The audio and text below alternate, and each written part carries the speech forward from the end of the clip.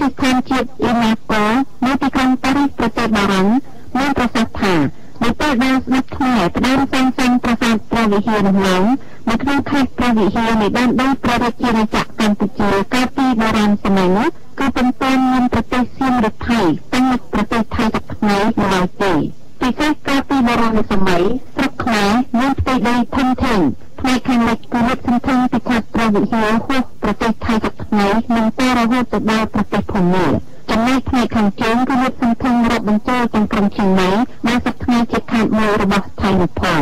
លោកសាស្ត្រាចារ្យខឹមសុខបញ្ជាក់បន្ថែមយ៉ាងដូចនេះខ្មែរយើងចូលជំនាញបានយល់អំពីប្រព័ន្ធព្រះវិហារចាប់ពោលថា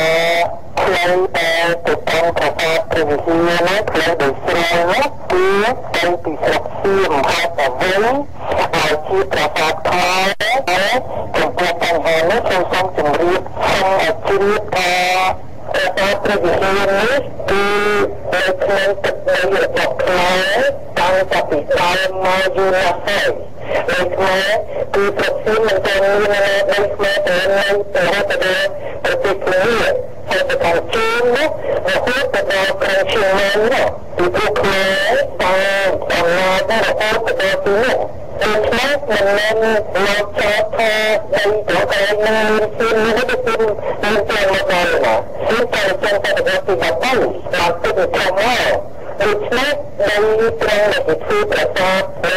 បន្ទូក្នុងព្រះវិហារនេះជាដីរបស់ខ្មែរខ្មែរចង់ធ្វើដំណើរទៅដំណើរគឺធ្វើតាមតែទីតារបស់ខ្សែខ្លួននោះដូច្នេះខ្ញុំកុំឲ្យមានឆ្លើយដែលមាននៅក្នុងទីប្រទេសប្រសាទនេះមិនគឺជារបស់ខ្មែរនឹងទៅខុសហើយពីព្រោះដីខ្មែរនៅវិទ្យតាំងពីដែនដីកម្ពុជាក្រោមទៅតាំងពីនោះនៅអូទៅដល់ជើងទៅដល់វាលចិននោះនៅផ្នែកខាងព្រឹកនេះ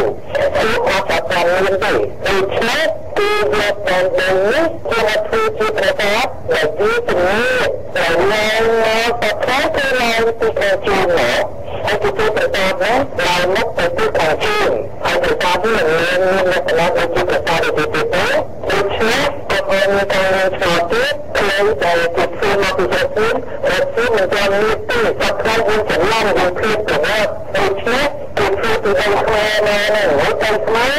នៅពីខាងជើងនេះវាទៅនៅពីខាងស្រុកខ្មែរនេះនៅពីនឹងភូមិគឺកន្លែងទៅជាលក្ខណៈគឺជាជាខ្លួនហើយទៅធ្វើនេះទៅសម្រាប់ឲ្យមានព្រៀននេះដើម្បីទៅរក្សាមានរបស់ប្រយោជន៍ហើយកន្លែងនេះកន្លែងជាតាស៊ីតាមការស្រាវជ្រាវពីឯកសារប្រវត្តិសាស្ត្រខ្មែរជាច្រើនបានឲ្យដឹងថាប្រាសាទព្រះវិហារត្រូវបានស្ថាបនាឡើងពីថ្ម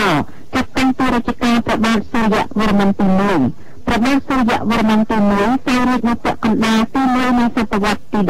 11ទីតាំងធ្វើប្រាសាទដែលស្ថិតនៅលើទីខ្ពស់ជាងគេនោះមានកម្ពស់525ម៉ែត្របើគិតពីផ្លូវចូលពីដីទំនាបឡើងទៅដល់ប្រាសាទនៅលើកំពូលភ្នំនោះគឺមានកាន់កណ្ដាលសម្រាប់ឡើងបន្តិចម្ដងរហូតដល់ប្រាសាទនៅលើកំពូលភ្នំនោះគឺមានចម្ងាយទាំងអស់804ម៉ែត្រលោកសាស្ត្រាចារ្យខឹមសុខមានប្រសាសន៍បង្ហាញអំពីទីតាំងភូមិសាស្ត្រនៃសំណង់ប្រាសាទព្រះវិហារដែលមានរួមទាំងកាន់កណ្ដាលទាំងអស់មកផងសំណង់នេះមិនមែនធ្វើតែមួយពេលទេគឺដឹកទៅមានតែមាន3ពេលហើយនេះខ្ញុំគ្រាន់តែជួយជំរាបទៅព្រោះអំពីក្រោយចូលមកនឹងមានអីខ្លះទៅខ្លះទីនេះទីដីយើងធម្មតានឹងគឺជួនខ្លួនរបស់ខ្លួនដល់ហើយហ្នឹងឡើងមកហ្នឹងគឺចំណាយ50ម៉ែត្រទៅគឺជាចន្ទាល់ប្រកបមាន149កម្មឡើងចន្ទាល់នឹងមកហើយបានគេធ្វើមានជំរឿនទឹកជំរឿនគេរកចាស់គេរកពីទីនេះប្រសាទខាងធំបំផុតមកពីខាងដើមខ្ញុំដើម្បីមានជំរឿនរបស់លោកហើយគឺរូបប្រសាទនេះជារបស់តាមចិត្តដើមទៅឡើងអញ្ចឹងសង្ខេបគឺឡើងតាមផ្លូវធម្មតានេះទៅជំរឿននេះ54ម៉ែត្រដល់25ម៉ែត្រនោះបានមកដល់ខាងគឺទីនេះដល់ទៅខាងគឺទីនេះហ្នឹងត្រូវធ្វើដំណើរតាមកម្មចន្ទាឡើងមកទៀតចំណែក244ម៉ែត្រចន្ទានេះគឺមានដកគូតាមសងខាងខ្លួនហើយបានដើរ មកបានចូលមកខាងធូទីទីខាងធូទីទីហ្នឹងមានហើយជាងហើយទៅទីធ្វើរូបទីទៅសមុទ្រទឹកគឺការដែលបង្កើតនេះពីកន្លែងហ្នឹងនៅខាងឆ្វេងបានមានស្រះមួយស្រះនេះធ្វើពីគេឬជាពិសេសគឺមកយកទឹកពីស្រះនេះដើម្បីយកទៅបំពេញពីគេអភិសេកអូនដែលនៅប្រទេសសូមបញ្ជាក់ជូនថាលោកសាស្ត្រាចារ្យខឹមសុខមានប្រសាសន៍អំពីស្ដេចសៀននេះគឺសម្ដែងចំពោះព្រមហាក្សត្រថៃសប្តាហ៍ថ្ងៃគឺព្រះបាទភូមិផុនអដយដេតបើតាមឯកសារប្រវត្តិសាស្ត្រស្ដីអំពីព្រះរាជាថៃផ្សាយដោយអង្គការ Wikipedia ផ្សាយតាមទំព័រ website អ៊ីនធឺណិតបានឲ្យដឹងថាព្រមហាក្សត្រថៃព្រះបាទភូមិផុនអដយដេតបច្ចុប្បន្នមានប្រចាំ81ព្រះវស្សាឡើងគ្រងរាជ្យតាំងពីថ្ងៃទី9ខែមិថុនាឆ្នាំ1946រហូតមកដល់សប្តាហ៍ថ្ងៃលោកអ្នកនាងមិត្តអ្នកស្ដាប់ជាទីមេត្រី